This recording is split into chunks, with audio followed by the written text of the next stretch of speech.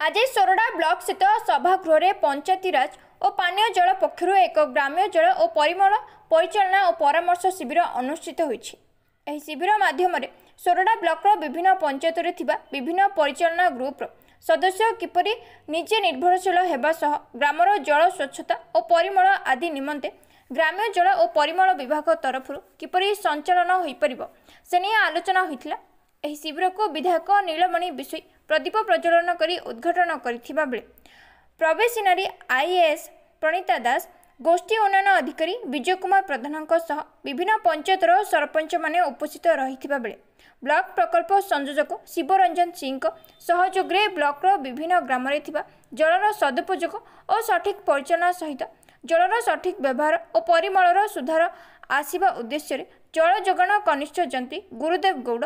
सहकारी जंत्री के रवींद्र पात्र आदि उपस्थित रही बुझाई।